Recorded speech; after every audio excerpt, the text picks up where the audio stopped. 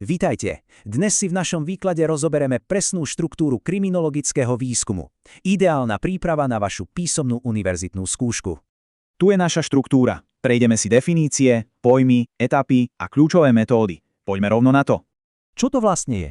V skratke, prísne systematický a empirický proces, ktorý objavuje a overuje fakty o kriminalite. Pointa? Nielen zbierať dáta. Tento výskum aktívne tvorí úplne nové teoretické koncepcie a všeobecné princípy o zločine. Rozlišujeme dva smery. Základný výskum buduje teóriu, kým ten aplikovaný prináša konkrétne riešenia priamo pre prax.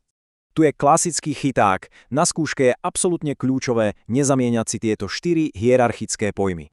Zapamätajte si túto zlatú radu. Metóda je vždy len nástroj a cesta, ako dosiahnuť cieľ. Nikdy nie cieľ samotný. Teraz k samotnému procesu. Ako to funguje v praxi? Výskum sa delí na tieto 4 chronologické etapy. Fáza 1. Príprava. Tu tvoríme rozpočet, formulujeme presné hypotézy a vyberáme perfektnú štatistickú vzorku. Úplný základ. Druhá a tretia fáza, teda zber a spracovanie, sa často prelínajú. Kriminálne správanie sa totiž vyvíja v reálnom čase. Tento učebnicový rozpis hovorí jasne. Pre skúšku z metodológie musíte mať presné poradie týchto krokov v malíčku. A konečne finále. Všetko sa uzavre rozsiahlou správou, ktorá zhrnie úplne nové, vedecky overené zistenia do existujúcej teórie. Poďme na analytické metódy. Pomocou nich rekonštruujeme históriu, analyzujeme dôležité dokumenty a tvoríme detailné prípadové štúdie. Opäť, dajte si pozor.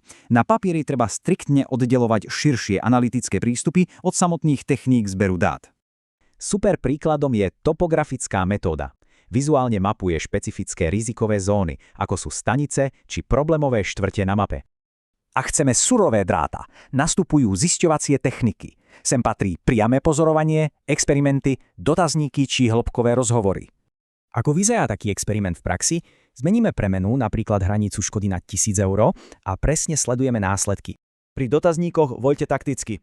Uzavreté otázky sú pre hromadnú štatistiku vďaka obmedzeným možnostiam oveľa spoľahlivejšie než tie otvorené. Štruktúru máme zvládnutú na výbornú. S týmto uceleným systémom ste na vašu písomnú skúšku poctivo pripravení. Zlomte väz!